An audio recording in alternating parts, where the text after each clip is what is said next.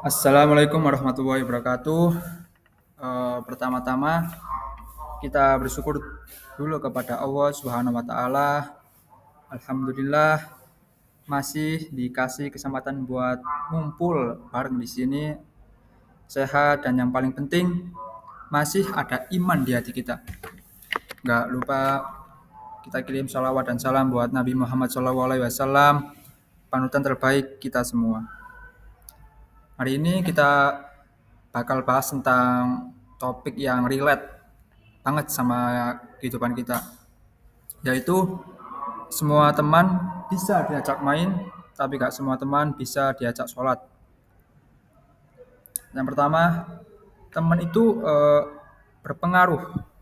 Sobat semua, teman itu bisa dibilang salah satu faktor paling penting yang nentuin siapa kita. Kata Nabi Muhammad SAW di sebuah hadis, seseorang itu tergantung agama temannya. Jadi perhatikan siapa yang kamu jadikan teman. Hadis riwayat Abu Daud dan Tirmizi. Coba deh kita lihat circle kita.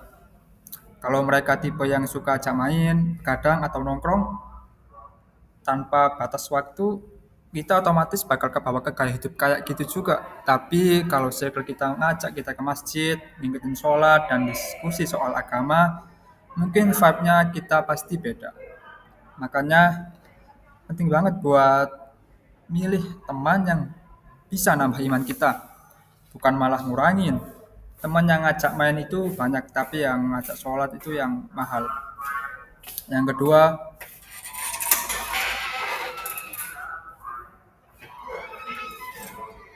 kedua, sholat itu penting banget. Gak bisa di skip. Allah tuh udah kasih kita nikmat yang gak bisa dihitung. Dari nikmat kecil yang bisa nge-like postingan orang sampai nikmat besar kayak masih dikasih hidup. Tapi kadang kita suka lupa buat balas nikmat itu ke Allah. Salah satu caranya adalah ya sholat.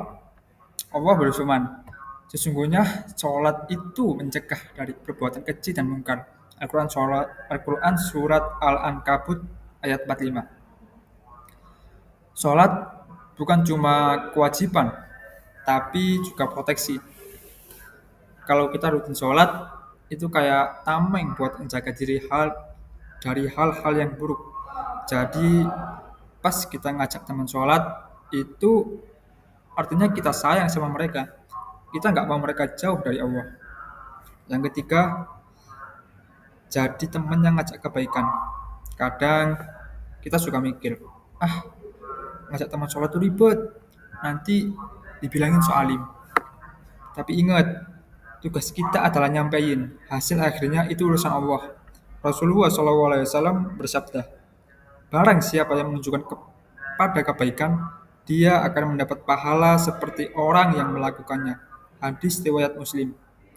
Bayangin deh, kalau kita ngajak teman buat sholat, terus mereka jadi rutin ibadah. Setiap kali mereka sholat, kita ikut dapat pahala. Itu investasi akhirat yang bakal rugi. Itu investasi akhirat yang gak bakal rugi. Yang keempat, tips ngajak teman sholat dan santai. Nah, biar gak awkward, ada beberapa cara simpel yang buat ngajak teman sholat. Yang pertama, ngajak dengan contoh kita duluan yang sholat. Kalau teman lihat, biasanya mereka akan ikut.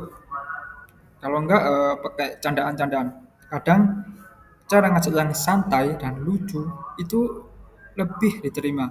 Misalnya, bro, yuk sholat dulu, nanti aku unfollow kita loh. Yang ketiga, beri apresiasi.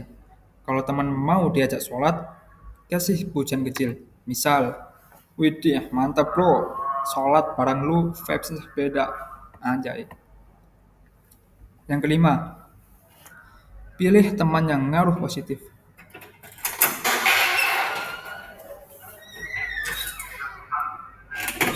Yang kelima, pilih teman yang ngaruh positif. Allah Subhanahu wa taala berfirman, "Dan bersabarlah engkau bersama orang-orang yang menyeru Tuhannya di pagi dan petang hari dengan mengharap keridhaannya." Al-Quran surah Al-Kahfi ayat 28. Artinya itu kita harus nyari circle yang selalu ingat sama Allah. Temen yang ngajak ke masjid, ngajak zikir bareng, atau minimal ngingetin buat nggak skip sholat. Itu teman yang benar-benar peduli sama kita, bukan cuma dia di dunia, tapi juga di akhirat. Teman-teman semuanya punya teman itu asik banget, tapi jangan lupa buat milih teman yang bikin jadi kita pribadi yang lebih baik. Dan yang lebih penting, jadilah teman yang ngajak ke kebaikan, karena kebaikan itu kayak domino, efeknya bakal terus menyebar. Semoga kita semua bisa jadi teman yang nggak cuma bikin happy di dunia, tapi juga bantu satu sama lain buat sukses di akhirat nanti. Assalamualaikum warahmatullahi wabarakatuh.